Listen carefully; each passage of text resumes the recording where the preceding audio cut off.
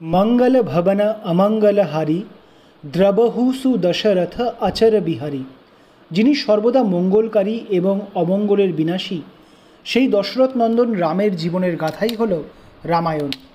এটি নিছকই একটি গাথা বা জীবনী কাব্য নয়। এতে যেমন আছে ত্যাগ আর সংযমের কাহিনী, তেমনই আছে ধর্ম সংস্থাপনার ইতিহাস। এই কাহিনী একাধারে করুণ, অন্যদিকে তা আমাদের দিয়েছে জীবনে নিঃস্বার্থতা আর আদর্শের প্রতি শ্রদ্ধাশীল হওয়ার মূল্যবান শিক্ষা। সেই মর্যাদা পুরুষোত্তম ভগবান শ্রীরামের জীবনের সকল ঘটনা মহর্ষি বাল্মীকি রামায়ণ রূপে রচনা করেছিলেন, যা আজ সর্বজন চর্চিত মহাকাব্য। প্রভু রামের আশীর্বাদ নিয়ে আমরা সেই মহাকাব্যেরই পুনর্কথনের একটি ছোট্ট প্রচেষ্টা মাত্র করছি। ইতিপূর্বে যা ঘটেছে তা একবার ছোট্ট করে মনে করিয়ে দিই।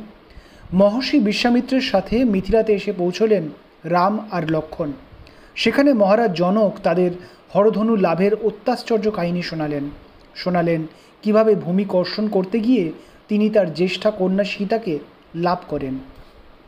মহারাজ জনকের যজ্ঞস্থলে রাখা দিব্য হরধনুতে জ্যারোপণ করতে সচেষ্ট রাম সেই মহাধনু ভঙ্গ করেন।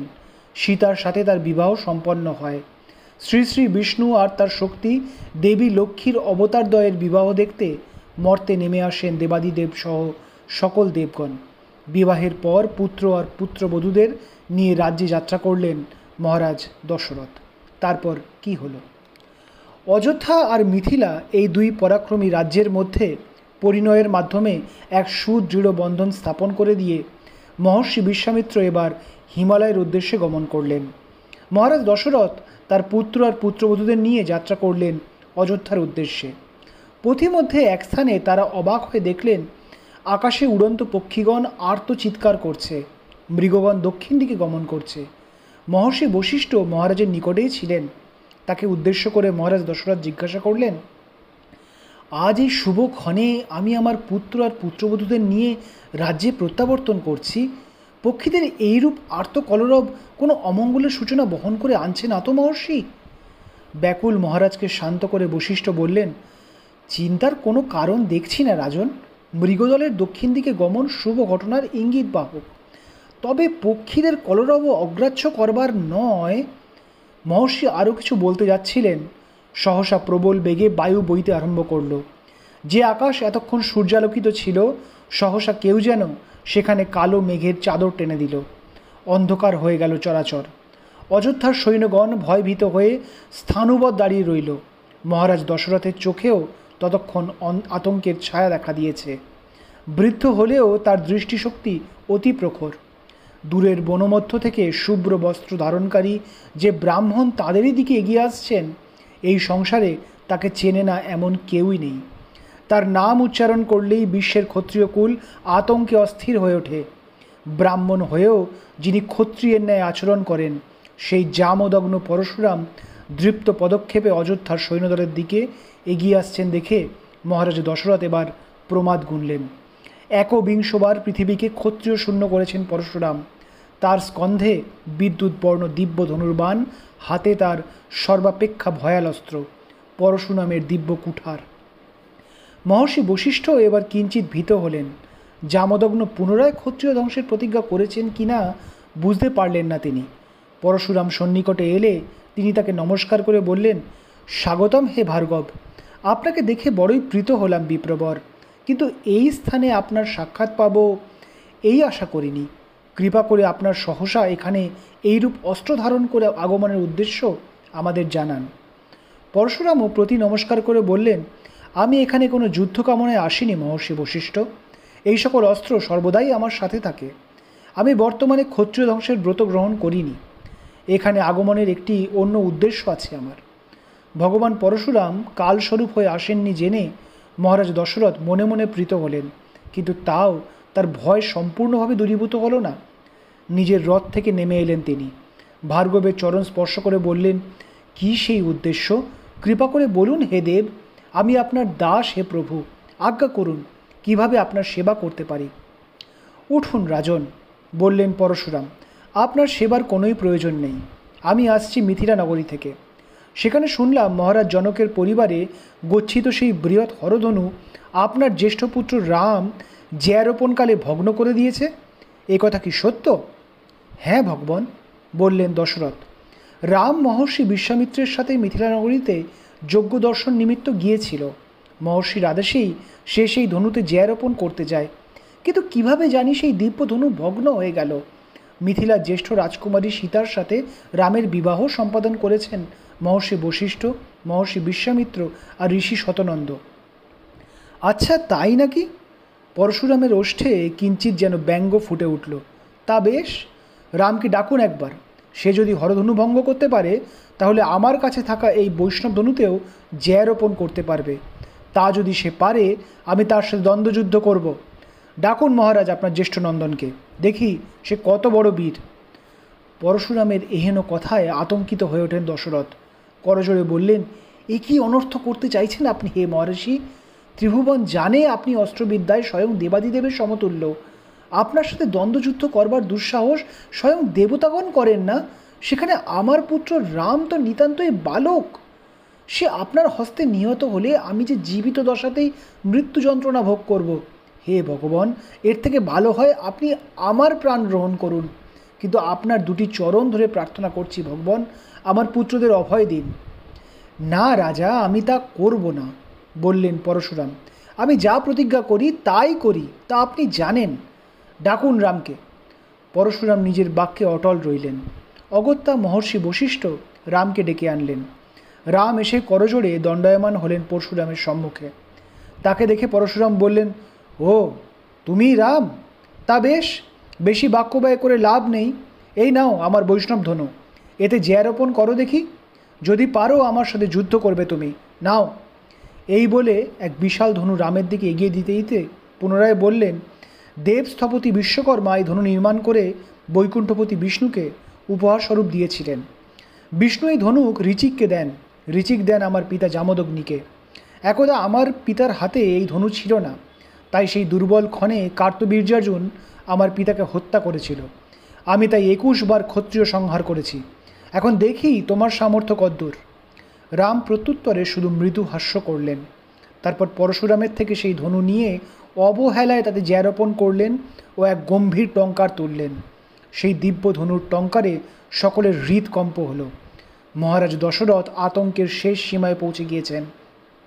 রাম যে এই ধনুতেও জ্যারোপণ করে দেবে তা তিনি আশা করেননি।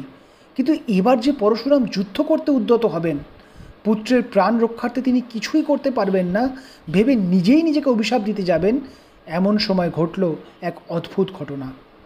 পরশুরামের হাত থেকে তার কুঠার স্খলিত হয়ে ভূমিতে পতিত হলো। তিনি নিজেও নতজানু হলেন। উপস্থিত সকলের হতবাক দৃষ্টির সামনে এক কিশোর রাজকুমারের সামনে নতজানু হলেন ভগবান পরশুরাম।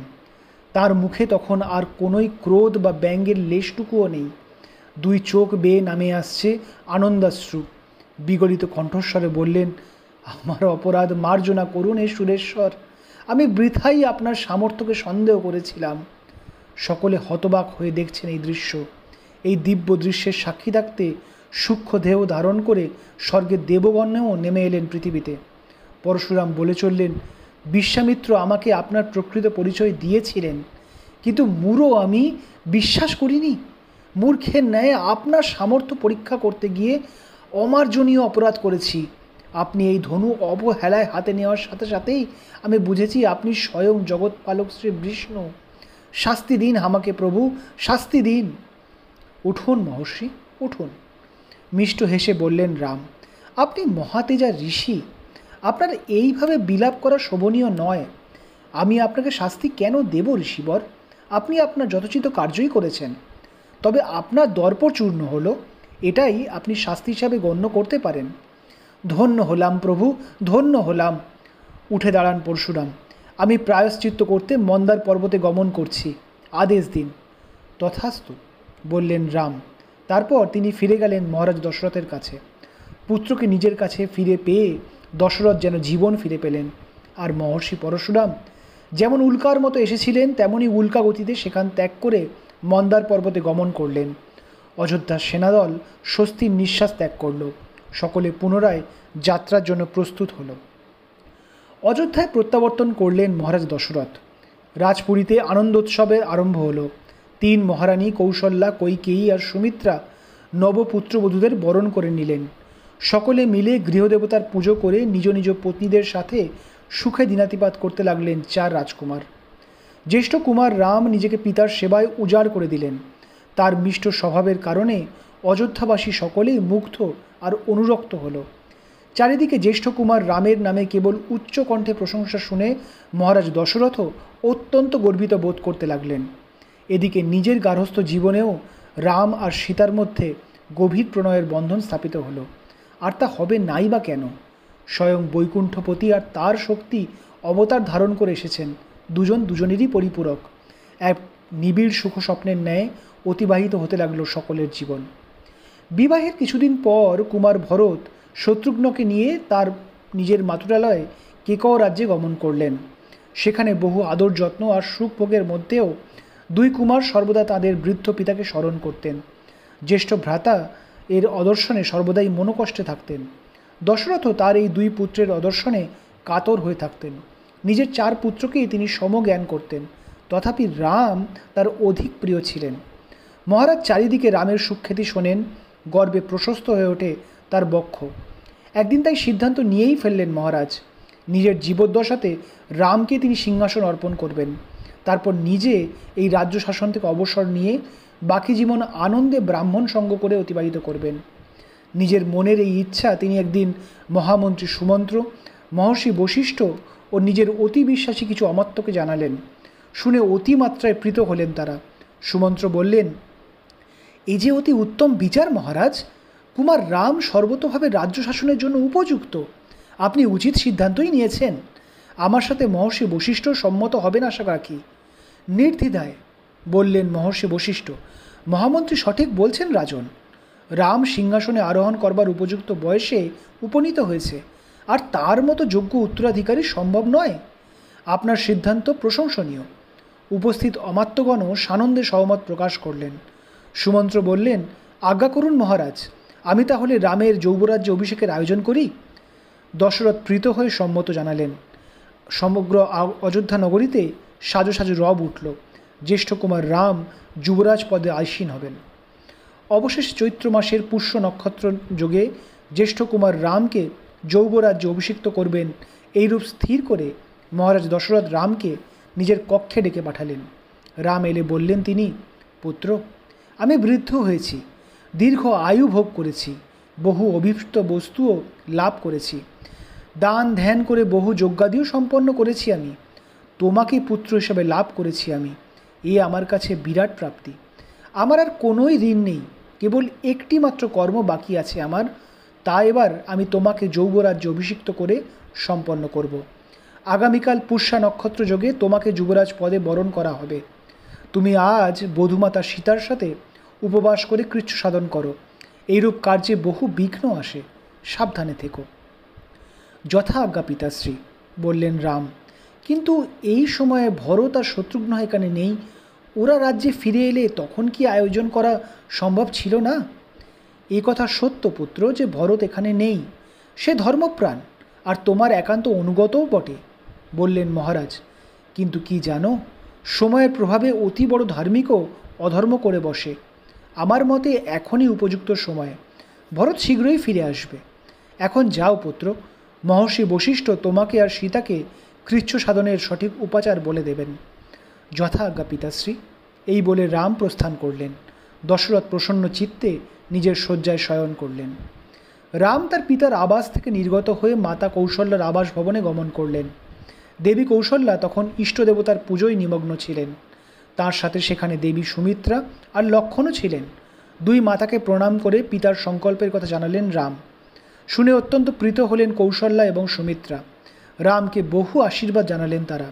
রাম লক্ষ্মণকে বললেন, অনুজ, কেবল আমি না, তুমিও এই রাজ্যশ্রীর অধিকারী। তুমিও আমার সাথে এই রাজ্য লাভ করবে এবং রাজ্যের ভার বহন করবে। কাল প্রাতে আমার সাথে তুমিও অভীষ্ট বিষয় আর রাজ্যফল লাভের জন্য অভিষিক্ত হবে। সেই রাত্রে সীতা আর রাম মহর্ষি বশিষ্ঠর আদেশানুসারে উপবাস আর কুশসজ্জায় শয়ন করে কৃচ্ছ সাধন করলেন। সেই রাত্রে নগরীতে কারোর চোখে নিদ্রা এলো না। অযোধ্যার সাধারণ প্রজাগণ রাজপুরীর বাহিরে উৎসুক ও হর্ষিত হয়ে অপেক্ষা আরম্ভ করলেন। কখন সেই মহেন্দ্রক্ষণ আসবে, যুবরাজ রাম নগরীতে আসবেন। রাজ্যে সকলেই সুখী হলেও একজনের মনে কিন্তু শান্তি নেই। সে মধ্যমা রানীর দাসী কুব্জা মন্থরা। রামের যৌবরাজ্যে অভিষেক এর আয়োজনে তার মনে এক কুটিল চক্রান্তের জন্ম দিল। সে বেঁচে থাকতে রামকে যুবরাজ সে কখনোই হতে দেবে না। কি করলো সে এবার, জানবো আগামী পর্বে। আজ এইখানেই শেষ করছি। আগামী পর্বে প্রভু শ্রীরামের জীবনের আরও কিছু কাহিনী নিয়ে আমরা আবার আপনাদের সামনে ফিরে আসব। ভালো লাগলে জানাতে ভুলবেন না। ধন্যবাদ।